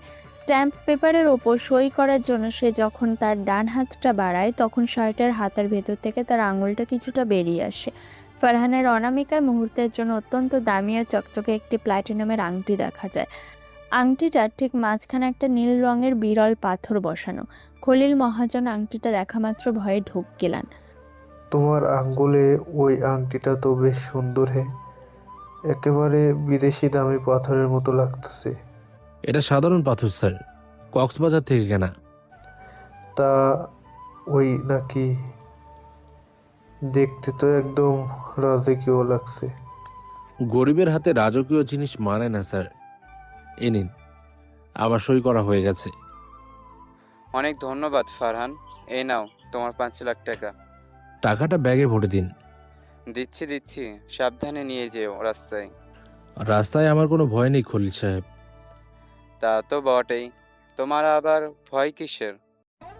আমি তাহলে আসি আজ। আচ্ছা এসো, আর কোনো দরকার হলে আমাকে শুধু একবার বলো। বলবো। আসসালামু আলাইকুম। ফারহান টাকার ব্যাগটা হাতে নিয়ে অফিস থেকে বেরিয়ে আসে। সাব রেজিস্ট্রার অবাক হয়ে খলিল মহাজনের দিকে তাকিয়ে থাকেন। একজন সাধারণ মুদি দোকানদারের সাথে গ্রামের সবচেয়ে জাদরের মহাজনের এই দাসসুলভ আচরণ তার কাছে এক বিরাট রহস্য মনে হয়। অফিস থেকে বেরিয়ে ফারহান গ্রামের কাঁচা রাস্তা ধরে হাঁটতে শুরু করে। সকালের রোদ এখন বেশ প্রখর, মাথার ওপর গনগনে সূর্য। ফারহান তার টাকার ব্যাগটা বুকে চেপে ধরে হাঁটছে। তার মনে কোনো দুঃখ নেই, ভিটামাটি হারানোর কোনো আক্ষেপ নেই। সে শুধু ভাবছে আজ মৃত্যুর অহংকারের জবাব সে কিভাবে দেবে। বেলা 11টার দিকে ফারহান তার বাড়ির কাছাকাছি পৌঁছায়। বাড়ির উঠানটা আজ একদম খাঁ খাঁ করছে। ফারহান ঘরে ঢুকে দেখে পুরো বাড়ি নিস্তব্ধ। তার মা রান্নাঘরে নেই। ঘরের মেঝেতে মিতুর সেই ট্রলি ব্যাগটা রাখা আছে, আর মিতু আয়নার সামনে দাঁড়িয়ে নিজের মুখে মেকআপ করছে। সকালবেলা সাদেক আলীর কাছে ঢাকা থেকে একটা জরুরি ফোন এসেছিল। শেয়ার বাজারে সাদেকের কেনা একটা বড় কোম্পানির শেয়ারে হঠাৎ করে ধস নেমেছে। লক্ষ লক্ষ টাকা লোকসান হওয়ার ভয়ে সাদেক আর রিনা কাল বিলম্ব না করে ভোরের বাসে ঢাকায় ছুটে গেছে। তারা মিতুকে বলে গেছে টাকাটা বুঝে নিয়ে সে যেন দুপুরের বাসে একাই ঢাকায় চলে যায়। তোমার ভাই আর ভাবি কোথায় মিতু? ভাইয়া একটা জরুরি কাজ পড়ে গেছে, তাই ভাবিকে নিয়ে সকাল সকালেই ঢাকায় চলে গেছে। তোমাকে রেখে চলে গেল? আমাকে রেখে যায়নি, টাকাটা নেওয়ার জন্য আমি ইচ্ছে করেই থেকে গেছি। টাকার প্রতি তোমার এতই মায়া? মায়া তো থাকবেই, টাকা ছাড়া এই দুনিয়ায় আমার আর কি আছে। তোমার স্বামী ছিল, কিন্তু তুমি তাকে তো চিনতেই পারলে না। তুই আবার কখন আমার স্বামী হলি? আমি তো তোকে কোনোদিন ওই মর্যাদা দেইনি। মর্যাদা দিলে তো আজ এই দিনটা দেখতে হতো না। তোর ফালতু কথা বন্ধ কর, টাকা নিয়েছিস কিনা সেটা বল। এনেছি, এই নাও তোমার টাকা। ফারহান হাতের কালো ব্যাগটা থেকে 1000 টাকার 5টি চকচকে বান্ডিল বের করে। কোনো কথা না বলে সে বান্ডিলগুলো মিতুর মুখের সামনে বিছানার উপর ছুঁড়ে মারে। বান্ডিলগুলো দেখে মিতুর চোখ হঠাৎ করে বড় বড় হয়ে যায়। এতগুলো নগদ টাকা একসাথে সে জীবনেও দেখেনি। তুই তুই সত্যি 5 লাখ টাকা নিয়ে এসেছিস? আমি যেটা বলি সেটা করে দেখাই মিতু। এত টাকা তুই পেলি কোথায়? তুই কি সত্যি দোকান আর বাড়ি বিক্রি করেছিস? কোথা থেকে বেশি সেটা তোমার জানার দরকার নেই। তুমি তোমার পাওনা গুনে নাও। কিন্তু খলিল মহাজন তো এত সহজে কাউকে এত টাকা দেয় না। সবাই খলিল মহাজনকে ভয় পায়, কিন্তু খলিল মহাজন কাকে ভয় পায় সেটা তো তুমি জানো না। তার মানে তোর কাছে এমন কোনো গোপন টাকা আছে যা তুই লুকিয়ে রেখেছিস? আমার কাছে কি আছে আর কি নেই তাতে তোমার কি আসে যায়? আসে যাই ফারহান, আমি তো ভেবেছিলাম তুই একটা ফকিন্নি মুদির দোকানদার। আমি একজন মুদির দোকানদারি। মিথ্যে বলিস না। একটা সাধারণ দোকানদার এক রাতে 5 লাখ টাকা ক্যাশ আনতে পারে না। টাকাটা তো আমি এনেছি। এবার তুমি তোমার ব্যাগ নিয়ে আমার বাড়ির থেকে বেরিয়ে যাও। মিতুর মনের ভেতর হঠাৎ করে লোভের বীজ অঙ্কুরিত হয়। সে ভাবতে শুরু করে ফারহান নিশ্চয়ই সাধারণ কেউ নয়, তার নিশ্চয় শহরে অনেক জমানো টাকা বা গুপ্তধন আছে যা সে গ্রামের এই ভাঙা ঘরে লুকিয়ে রেখেছে। মিতু তৎক্ষণাৎ তার গলার সুর একদম পাল্টে ফেলে। ফারহান, তুমি আমার উপরে রেগে আছো? তুমি করে বলছো কেন? এতক্ষণ তো তুই তুই করছিলি। আরে আমি তো তোমার স্ত্রী, স্বামীর সাথে তো একটু রাগারাগি হতেই পারে। এটাকে রাগারাগি বলে না মিতু, এটাকে বলে অহংকার। আমি তো আসলে তোমাকে পরীক্ষা করছিলাম ফারহান। পরীক্ষা? কিসের পরীক্ষা? আমি দেখতে চাইছিলাম আমার বিপদে তুমি আমার জন্য কতটুকু করতে পারো। তোমার বিপদে? তুমি তো নিজেই আমার ঘাড়ে বিপদ চাপিয়ে দিয়েছিলে। তুমি বুঝছো না কেন? একটা মেয়ের বিয়ের পর স্বামীর কাছে একটু সিকিউরিটি চাই। আর সেই সিকিউরিটির জন্য তুমি আমাকে জেলের ভাত খাওয়ানোর হুমকি দিয়েছিলে। ওটা তো আমি রাগের মাথায় বলেছিলাম। তুমি তো দেখছি সত্যি অনেক কাজের ছেলে। আমার কাজের প্রমাণ দেওয়ার জন্য তোমাকে আমার প্রয়োজন নেই মিথু। কি বলছো এসব? আমি তো তোমার বৈধ স্ত্রী। কাল রাতে তো তুমি আমাকে স্বামী হিসেবে মানতেই রাজি ছিলে না। কাল রাতের কথা ভুলে যাও ফারহান। চলো আমরা নতুন করে সব শুরু করি। নতুন করে শুরু করার মতো আর কিছু বাকি নেই মিতু। কেন বাকি থাকবে না? আমি এই টাকাগুলো দিয়ে তোমার সাথে সংসার করব। আমার সাথে সংসার করবে নাকি এই টাকার সাথে? তুমি আমাকে ভুল বুঝছো ফারহান। আমি তোমাকে মন থেকে মেনে নিয়েছি এখন। মন থেকে মেনে নিলে তুমি আমার সাধারণ জীবনটাকেও ভালোবাসছে। আমি তো সাধারণ জীবনেই আছি। দেখো, আমি আজ কোথাও যাচ্ছি না। মিতু মিষ্টি করে হেসে ফারহানের কাছাকাছি এগিয়ে যায়। সে অত্যন্ত আদরের সাথে ফারহানের ডান হাতটা নিজের 2 হাতের মুঠোয় চেপে ধরে। মিতুর এই অভিনয় দেখে ফারহানের চোয়াল শক্ত হয়ে আসে। আমার হাত ছাড়ো মিতু। ছাড়বো কেন? তুমি আমার স্বামী। আমি তোমার হাত ধরে সারা জীবন চলতে চাই। সারা জীবনে চলার জন্য যে বিশ্বাসের দরকার হয় সেটা তুমি গতকাল রাতেই ভেঙে দিয়েছো। আমি তো বললাম আমি ভুল করেছি, আমাকে একটা সুযোগ দাও ফারহান। সুযোগ তো আমি তোমাকে কাল রাতেই দিয়েছিলাম, কাল পুরো দিনটা দিয়েছিলাম, কিন্তু তুমি টাকার কাছে অন্ধ হয়েছিলে। এখন তো আমার চোখ খুলে গেছে, আমি বুঝতে পেরেছি তুমি আমাকে কতটা ভালোবাসো। আমি তোমাকে ভালোবাসি না মিতু, আমি আমার সম্মানকে ভালোবাসি। তুমি এই টাকাগুলো আলমারিতে তুলে রাখো। আমরা এই টাকা দিয়ে শহরে গিয়ে একটা ব্যবসা শুরু করব। শহরে যাওয়ার কোনো শখ আমার নেই, আমি এই গ্রামেই থাকবো। আচ্ছা বাবা, গ্রামেই থাকবো। তুমি যা বলবে আমি তাই শুনবো। তুমি কিচ্ছু শুনবে না মিতু। তোমার চোখের দিকে তাকিয়ে দেখো, সেখানে শুধু টাকার লোভ। তুমি আমাকে লোভী বলছো? আমি তো তোমার সাথেই থাকতে চাইছি। তুমি আমার সাথে থাকতে চাইছো কারণ তুমি ভাবছো আমার কাছে এরকম আরো অনেক 5 লাখ টাকা আছে। না না, আমি মোটেও সেরকম কিছু ভাবছি না। ফারহান আর নিজেকে ধরে রাখতে পারে না। সে এক ঝটকায় মিতুর হাত থেকে নিজের হাতটা ছাড়িয়ে নেয়। তার চোখের দৃষ্টিতে এখন আর কোনো শান্ত ভাব নেই, সেখানে দাউ দাউ করে আগুন জ্বলছে। ফারহানের এই রুদ্র মূর্তি দেখে মিতু ভয়ে এক পা পিছিয়ে যায়। যে নারী টাকার জন্য তার স্বামীকে কাপুরুষ বলতে পারে তাকে আমার কোনো প্রয়োজন নেই। ফারহান, তুমি এত রেগে যাচ্ছ কেন? রেগে যাচ্ছি কারণ তোমার এই সস্তা অভিনয় আমার ঘেন্না লাগছে। আমি অভিনয় করছি না, আমি সত্যি বলছি। তুমি সত্যি বলছো? কাল রাতে তুমি আমার মাকে ভিখারি বলেছ, আমার বোনকে খ্যাত বলেছ, আজ টাকা দেখে সব ভুলে গেলে। আমি মা আর বোনের কাছেও ক্ষমা চেয়ে নেব। ক্ষমা চাওয়ার অধিকার তুমি হারিয়ে ফেলেছো মিতু। তুমি আমাকে এভাবে তাড়িয়ে দিতে পারো না। আমি তোমার বিবাহিতা স্ত্রী। বিবাহিতা স্ত্রী ছিলে, আজ থেকে তুমি আমার কেউ নও। এর মানে কি? তুমি কি আমাকে তালাক দিচ্ছ? তালাক আমি দেব না, তুমি নিজেই আমার মুক্তির ব্যবস্থা করে নিয়েছো এই 5 লাখ টাকার বিনিময়ে। আমি এই টাকা চাই না, তুমি টাকাগুলো ফেরত নিয়ে নাও।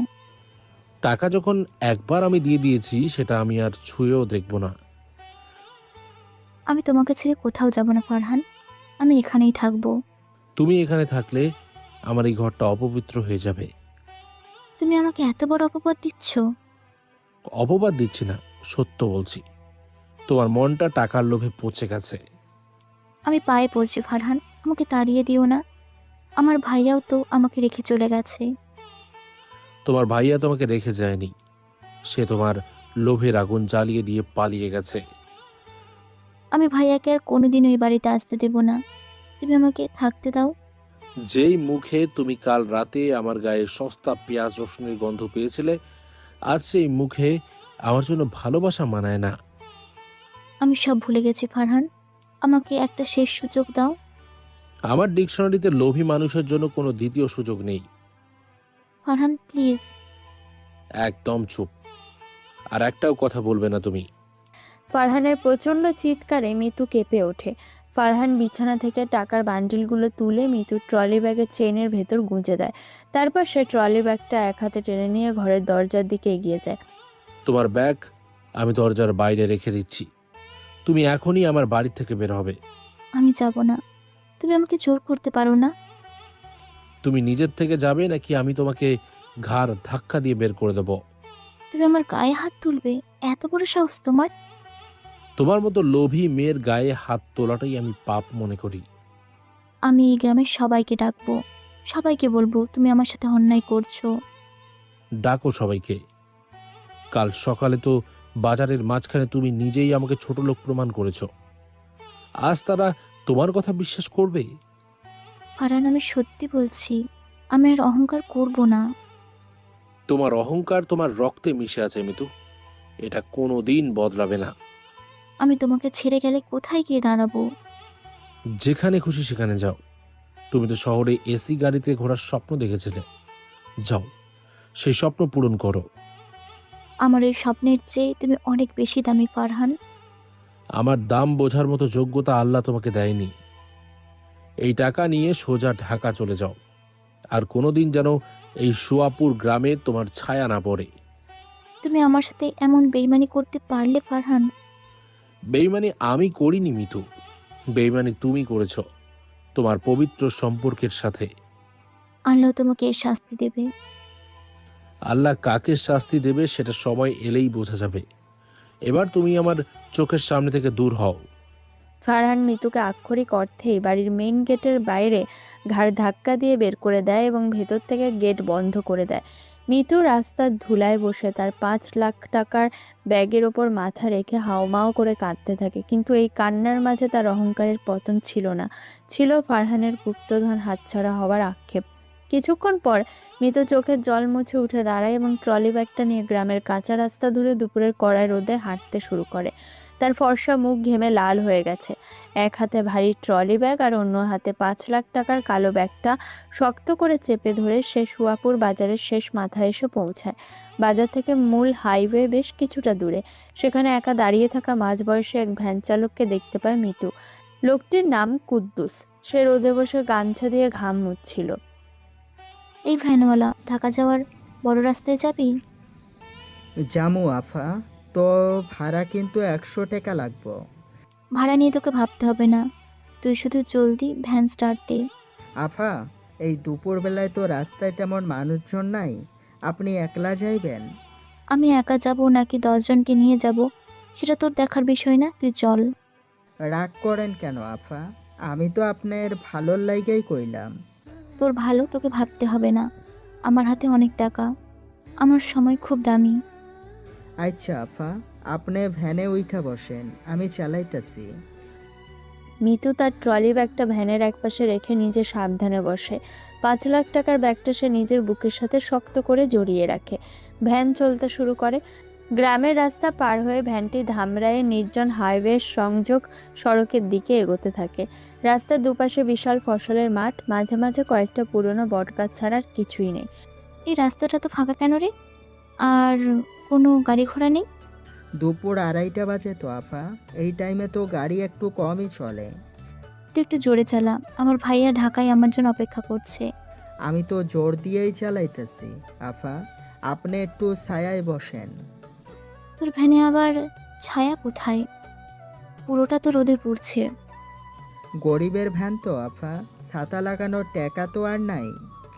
গরিব মানুষদের এই এক সমস্যা, সারা জীবন শুধু অভাবের ঘ্যানঘ্যানানি।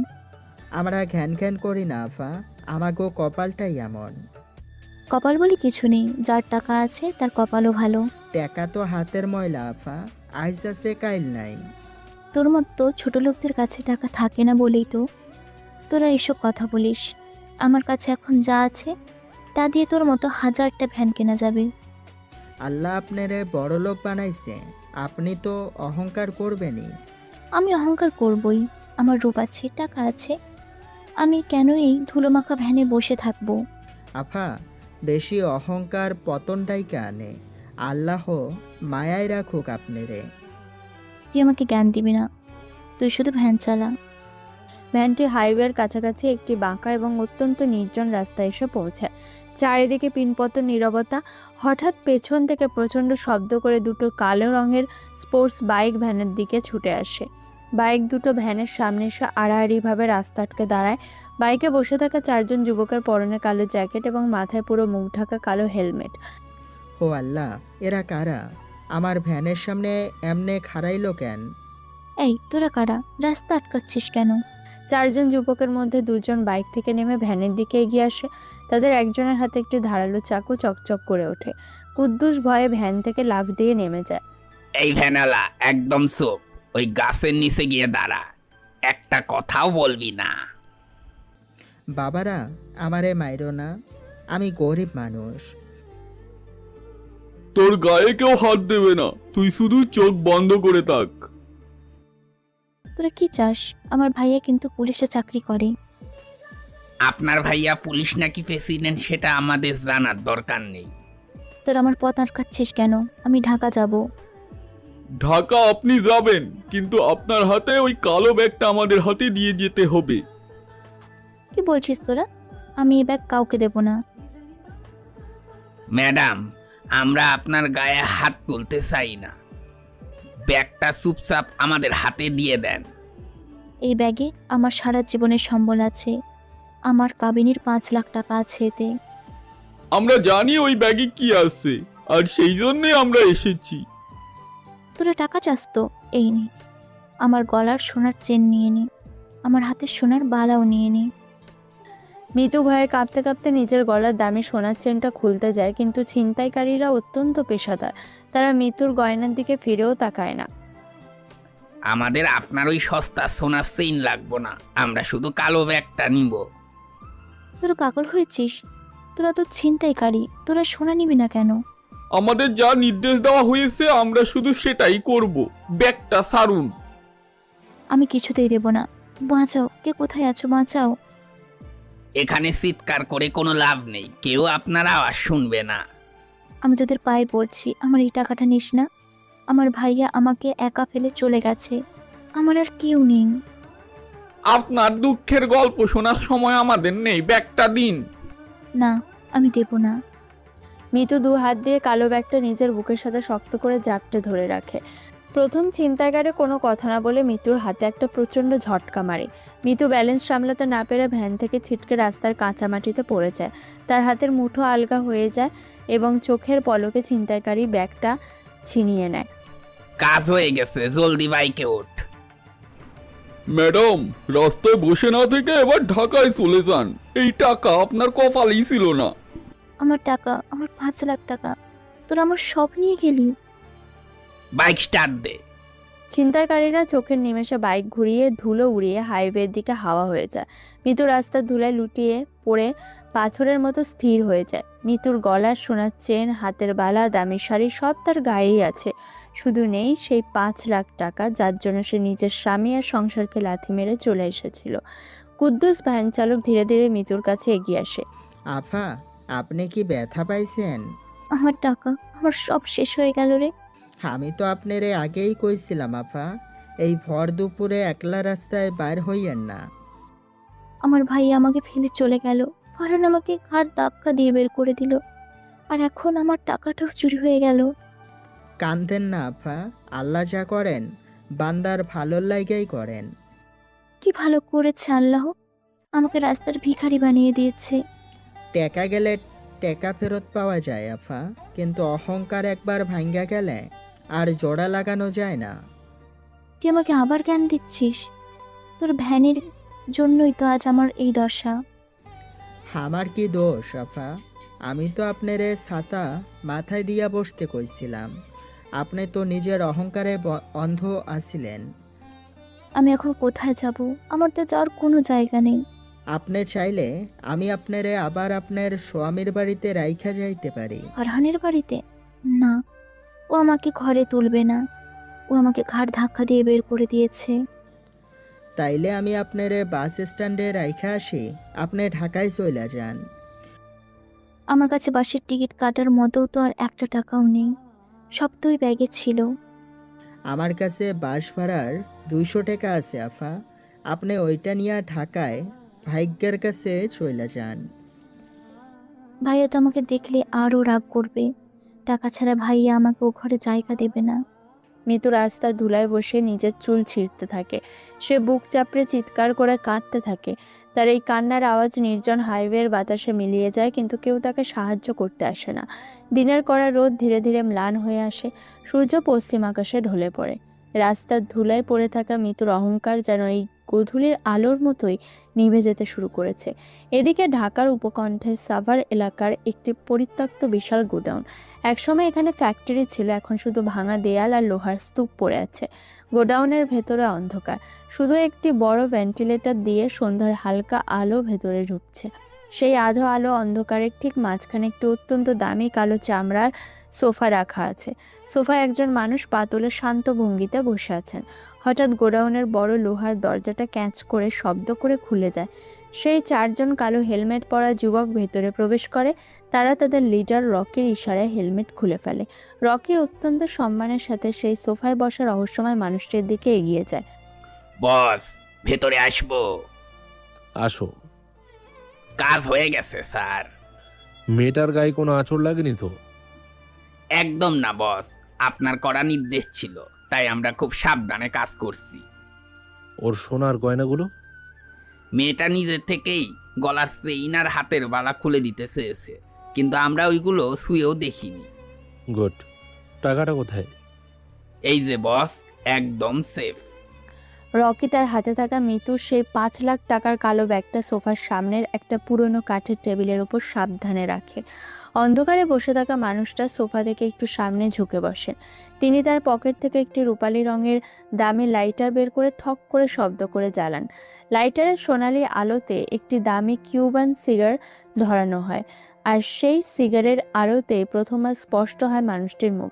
তিনি আর কেউ নন, আমাদের সেই সাধারণ মুদি দোকানদার ফারহান। ফারহানের পরনে এখন আর সেই ঘামে ভেজা শার্ট নেই। তার গায়ে একটি ব্ল্যাক লেদার জ্যাকেট, চুলগুলো নিখুঁতভাবে ব্যাক ব্রাশ করা। চোখের চাহনিতে এমন এক শীতল তীক্ষ্ণতা যা দেখলে শহরের তাবড় তাবড় মাফিয়ারাও ভয় পেয়ে যায়। টাকাটা তোমরা গুনে দেখেছিলে রকি? আমাদের গোনার সাহস নেই বস, আপনি যেমন বলেছেন আমরা ঠিক তেমনই ব্যাগটা তুলে নিয়ে এসেছি। কাজটা নিখুঁত হয়েছে। কিন্তু বস, একটা কথা জিজ্ঞেস করব, যদি অভয় দেন? বলো। আপনি তো বাংলাদেশের সবচেয়ে বড় বিজনেস এম্পায়ারের মালিক, আপনার কাছে তো 5 লক্ষ টাকা 5 পয়সার সমান। তাতে কি? তাহলে এই সামান্য 5 লক্ষ টাকার জন্য আপনি আমাদের স্পেশাল টিমরে হাইওয়েতে পাঠাইলেন কেন? কারণ এই 5 লাখ টাকা সাধারণ কোনো টাকা নয় রকি, এটা একটা অহংকারী মেয়ের দম্ভ। মেয়েটা রাস্তায় বসে খুব কাঁদছিল বস, আমাদের কেমন মায়া লাগছিল। মায়া? মায়া তো গরিব মানুষের জন্য করতে হয় রকি। যারা টাকার অহংকারে অন্ধ হয়ে যায় তাদের জন্য কোনো মায়া থাকতে নেই। জি বস, আপনি যা ভালো বোঝেন। কাল রাতে এই মেয়েটা আমার মাকে ভিখারি বলেছে, আমার বোনকে অপমান করেছে, শুধু এই 5 লাখ টাকার অহংকারে। তাহলে তো ওর সাথে আরো খারাপ কিছু করা উচিত ছিল আমাদের। না, আমি চাইনি ওর কোনো শারীরিক ক্ষতি হোক, আমি শুধু ওর অহংকারটা কেড়ে নিতে চেয়েছিলাম। ব্যাগটা নিয়ে নেওয়ার পর মেয়েটা যেন পাথর হয়ে গেছিল বস। পাথর তো সে আগে থেকে ছিল রকি, তার মনে কোনো মায়া ছিল না। এখন সে বুঝবে টাকা ছাড়া এই পৃথিবীতে সে কতটা মূল্যহীন। এখন এই টাকাগুলো দিয়ে কি করব স্যার? এই ব্যাগের পুরো 5 লাখ টাকা কাল সকালে আমাদের চ্যারিটি ফাউন্ডেশনের মাধ্যমে গ্রামের একটা এতিমখানায় দান করে দেবে। পুরো টাকাই দিয়ে দেব বস? হ্যাঁ, যে টাকা অহংকার তৈরি করে সেই টাকা এতিমদের মুখে হাসি ফোটানোর কাজে লাগুক। জি বস, কাল সকালেই কাজ হয়ে যাবে। আর হ্যাঁ, মিতুর ভাই সাদেক আলীর খবর কি? আপনার নির্দেশ মতন শেয়ার মার্কেটের ও কোম্পানির সব শেয়ার আমরা ডাম্প করে দিয়েছি বস। ওর লস কত হয়েছে? সকাল থেকে এখন পর্যন্ত ওর প্রায় 40 লক্ষ টাকার উপর লস হয়েছে। সাদেক আলী এখন পুরোপুরি রাস্তায় বসে গেছে। গুড। যে ভাই টাকার লোভে নিজের বোনকে ব্যবহার করতে পারে তার এই শাস্তি পাও না। সাদেক আলী এখন পাগলের মতন লোন খুঁজছে স্যার। কেউ যেন ওকে 1 টাকাও লোন না দেয়। পুরো ফাইন্যান্সিয়াল মার্কেটে খবর পাঠিয়ে দাও। অলরেডি পাঠানো হয়ে গেছে বস। সাদেক আলী এখন একটা জ্যান্ত লাশ। ঠিক আছে, তোমরা এখন যেতে পারো। জি বস, আসসালামু আলাইকুম। ওয়ালাইকুম সালাম। রকি তার দলবল নিয়ে অত্যন্ত সম্মানের সাথে মাথা নিচু করে গোডাউন থেকে বেরিয়ে যায়। গোডাউনের ভারী লোহার দরজাটা আবার বন্ধ হয়ে যায়। চারদিক আবার নিস্তব্ধতায় ঢেকে যায়। ফারহান একা সে বিশাল গোডাউনের অন্ধকারে বসে থাকে। সে ধীরে ধীরে সিগারে একটা টান দেয়। সিগারের ধোঁয়া অন্ধকারে মিলিয়ে যায়। ফারহানের ঠোঁটের কোণে একটা শীতল রহস্যময় হাসি ফুটে ওঠে। অহংকারের পতন তো মাত্র শুরু হলো মিথু। এখন তো তুমি বুঝবে মুদি দোকানদারের ছদ্মবেশে থাকা এই ফারহান আসলে কে ছিল। ফারহান টেবিলের ওপর থেকে তার দামি স্মার্টফোনটা হাতে নেয়। স্ক্রিনের আলোতে তার চোখে সেই অদ্ভুত স্থিরতা আরও ভয়ঙ্কর হয়ে ওঠে। সে জানে মৃত্যু এখন এমন এক নরকের দিকে এগিয়ে যাচ্ছে যেখান থেকে ফিরে আসার আর কোনো রাস্তা নেই। এদিকে হাইওয়ে সেই ধুলোমাখা রাস্তা থেকে মিতু যখন বাসে করে ঢাকার দিকে রওনা দেয় তখন তার চারপাশটা মরীচিকার মতো লাগছিল। পকেটে থাকা শেষ সম্বল ভ্যান চালকের দেওয়া সেই সামান্য কটা টাকা দিয়ে সে মহাখালী বাস টার্মিনালে এসে নামে। রাত 9টা। ঢাকার মোহাম্মদপুরের একটি মাঝারি মানের ফ্ল্যাট। এটি মিতুর বড় ভাই সাদেকের বাসা। ড্রয়িং রুমে সাদেকের স্ত্রী রিনা বেশ আয়েশ করে বসে আছে, সামনে রাখা বাহারি সব পদের খাবার। সাদেক, মিতু কি ফোন দিয়েছে? কতক্ষণ লাগবে ওর আসতে? না রে, ফোন তো ধরছে না, তবে ও রওনা দিয়েছে অনেক আগেই। আমি তো আজ খাসির রেজালা আর পোলাও রান্না করেছি। 5 লাখ টাকা নিয়ে আসবে, একটা ভালো সেলিব্রেশন তো দরকার।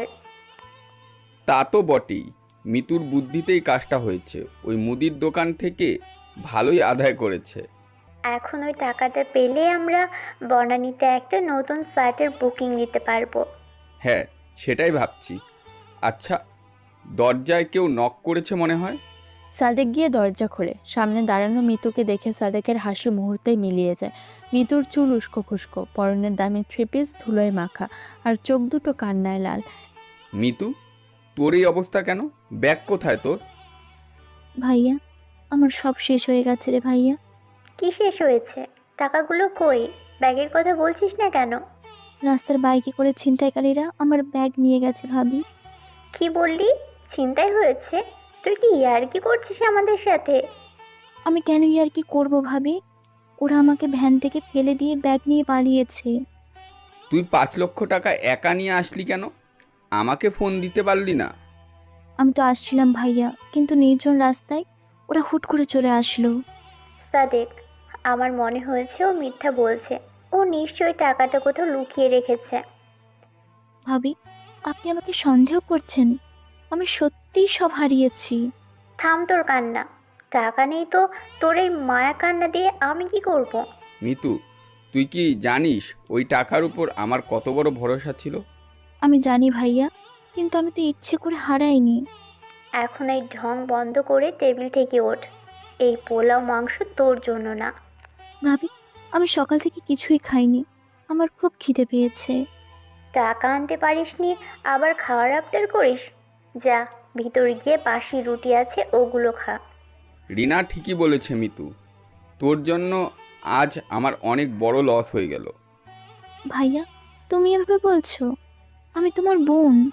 বোন তো তখনই ছিলি যখন তোর ভ্যালু ছিল। এখন তো তুই আমার সংসারে একটা বোঝা ছাড়া আর কিছুই না। মিতু স্তম্ভিত হয়ে তার ভাই আর ভাবির দিকে তাকিয়ে আছে, যাদের জন্য সে তার ঘর ভেঙেছে। আজ টাকা নেই বলে তারাই তাকে কুকুরের মতো তাড়িয়ে দিচ্ছে। মিতুর চোখে তখন ফারহানের সেই ছোট্ট ঘরটা ভেসে ওঠে, যেখানে অন্তত এক গ্লাস পানি দেওয়ার মতো মানুষ ছিল। মিতুর জীবনে যখন অন্ধকারের শুরু, তখন সময়ের চাকা ঘুরে 1 মাস পার হয়ে গেছে। এদিকে ঢাকার ব্যস্ত রাস্তার ধুলো আর কোলাহল ছাপিয়ে বনানীর ইন্টারকন্টিনেন্টাল হোটেলের পরিবেশ একদম শান্ত এবং রাজকীয়। হোটেলের 19 তলার প্রেসিডেন্সিয়াল স্যুটের দরজাটা ধীরে ধীরে খুলে যায়। করিডোরে দাঁড়িয়ে আছে কালো স্যুট পরা 10 জন সুঠাম দেহের বডিগার্ড। ভেতর থেকে ধীর পায়ে বেরিয়ে আসে এক যুবক, পরনে তার কয়েক লাখ টাকা দামের আরমানির স্যুট, চোখে বিদেশি ব্র্যান্ডের রোদ চশমা, আর কবজিতে চকচক করছে একটি রোলেক্স ঘড়ি। এই যুবকটি আর কেউ নয়, আমাদের গল্পের নায়ক ফারহান। আকাশ, সব রেডি তো? জি স্যার, গাড়ি নিচে অপেক্ষা করছে। বোর্ড মিটিং শুরু হতে আরও 10 মিনিট বাকি। সাদেক আলীর ওপর নজর রাখা হচ্ছে। জি স্যার, ও এখন লোন পাওয়ার জন্য হন্যয়ে ঘুরছে, কিন্তু আপনার নির্দেশে কোনো ব্যাংক ওকে পাত্তা দিচ্ছে না।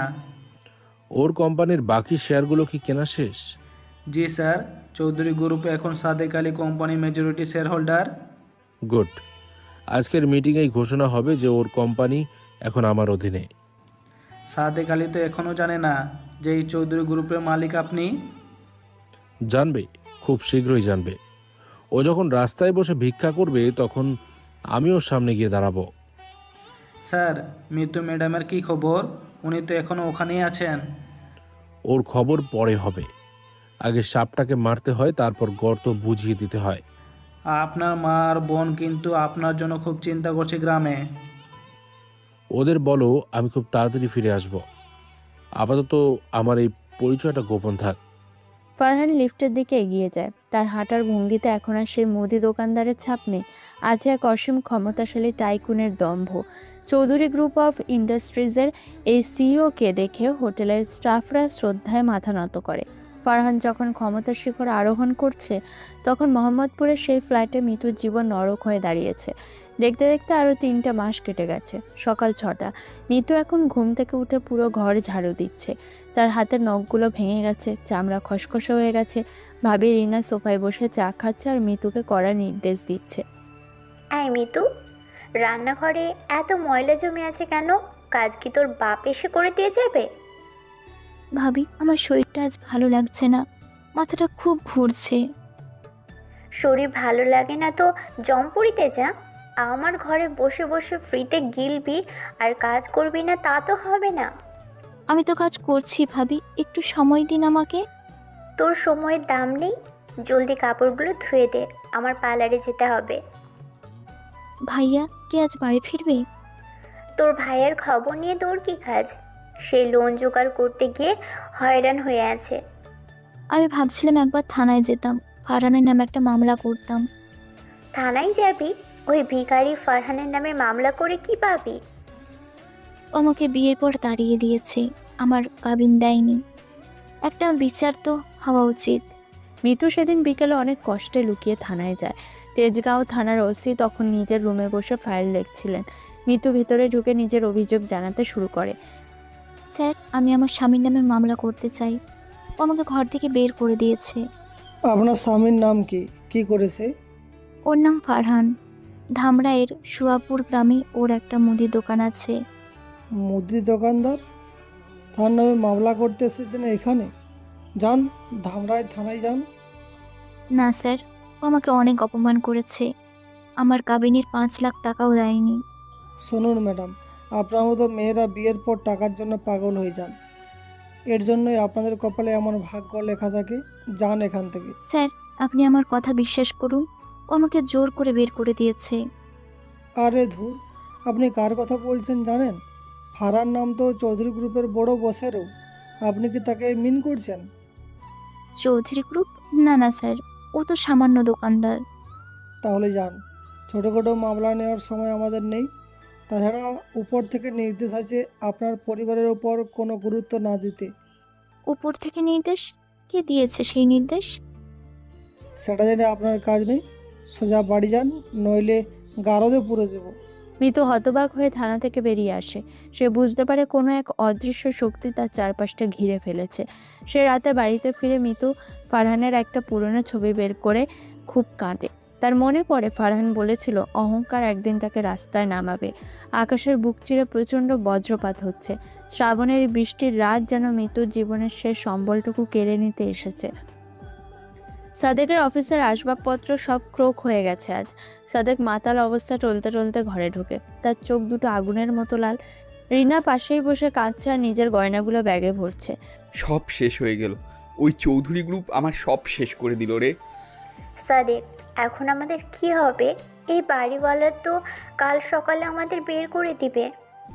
এই সব কিছুর মূলই ওই অলক্ষী মিতু। ও যদি টাকাটা নিয়ে আসতে পারতো, আজ আমার এই দশা হতো না।